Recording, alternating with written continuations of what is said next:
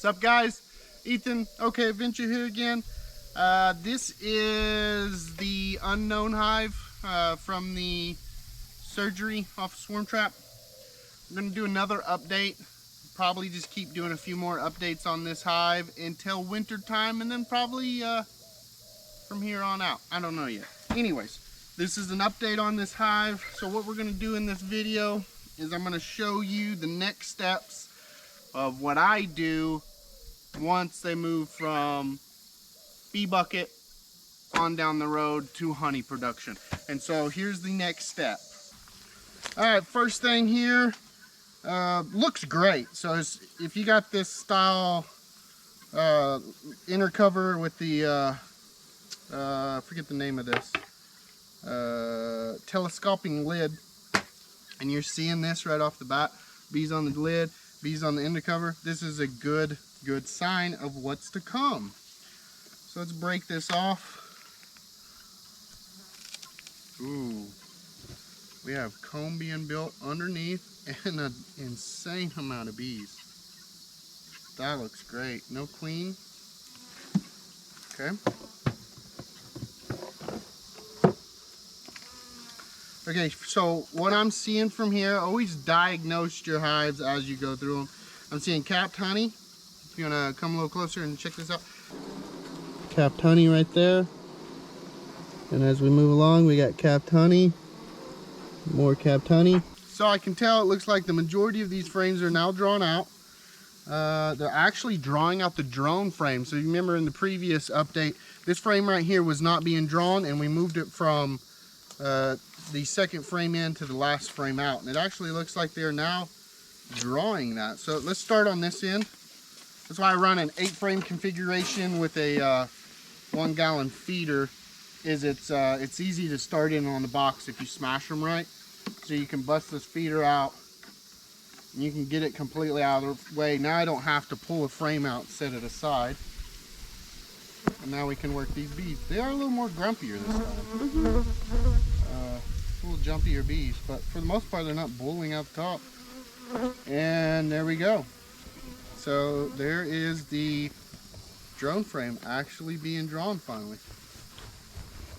Which gives me a good idea that this has probably got a lot of brood in here by now.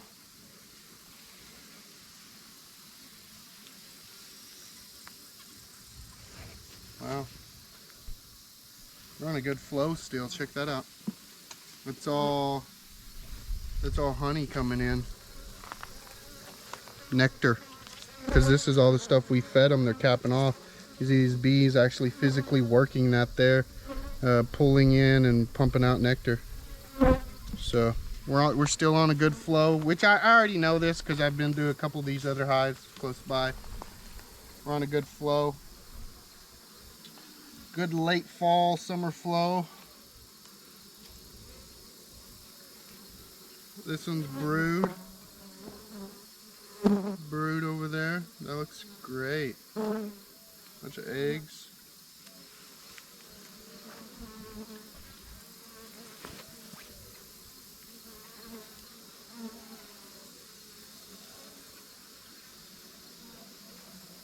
Wow, fully drawn this one out. Wow, both sides. Gorgeous.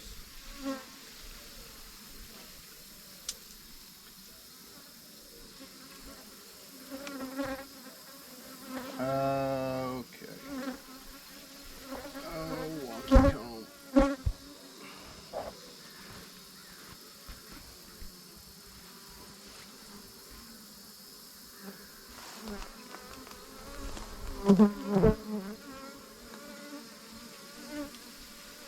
Well, do not see. Wow, look how they attached it to the bottom. There's some good bees. Okay, so I don't really need to go any further because now what we're going to do is, I don't have a lot of drawn comb, so what I'm doing is the process I called checkerboarding. These are robber bees. They're attacking those robber bees. We're gonna do checkerboarding, and you've probably noticed that in the past videos if you've been watching this channel. that I do this a lot, especially with single boxes and I don't have any other boxes on top. We need drawn comb. I label all my frames nowadays with F21 for foundation placed in 2021.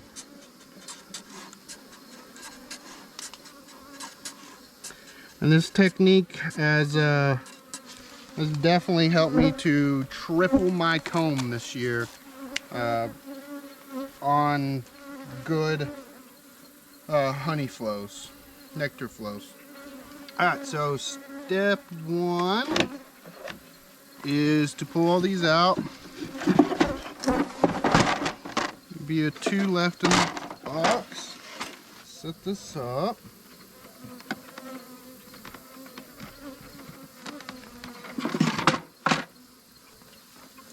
And now what we are going to do is just literally start pulling these frames out and transferring over to another box, and be super gentle, super slow, not looking for the queen. I'm just trying to prevent from squishing her.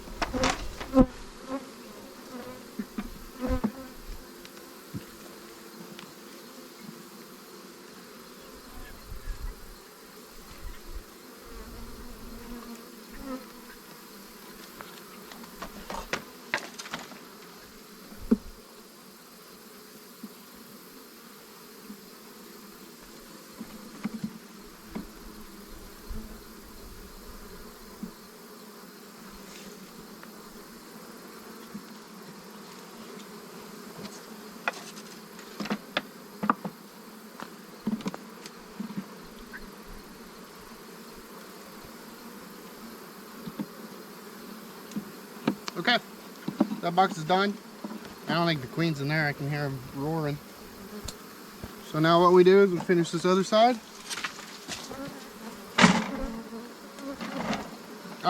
And these are plastic foundation with, they come pre-sprayed with wax. There's not a lot of wax on them. I would recommend, if you can get your hands on good wax, to pre-wax these, especially if you're like a hobby beekeeper and you don't have a whole bunch of beehives. And you want this to be drawn out really well quickly. I would pre-wax these and it would save these bees a lot of time and you a lot of time waiting for them to draw them out, especially if you do not on a real heavy nectar flow, because with you're going to need a real heavy nectar flow to draw out just plastic foundation. And right now I've got one coming along that they're drawing out a 10 frame box in a week, so hopefully, wow. This brood pattern's all over the place. So you know why, right? Remember last time when we was in here it looked really good and solid? Mm-mm. Okay, well this time it's all shotgun pattern, because if you notice, these bees are just coming in and dropping nectar and pollen right here in the cells where the brood's normally laid. And so you're getting the queen randomly laying eggs. So it's not the queen, it's the bees. It's the bees causing that. A lot of people don't know how to properly diagnose queen issues. I could just come through here and replace this queen. Oh. Yeah, they're gross. Well, they're not like bad, but they're getting so I could come through here and replace this queen, but it would still not solve the issue.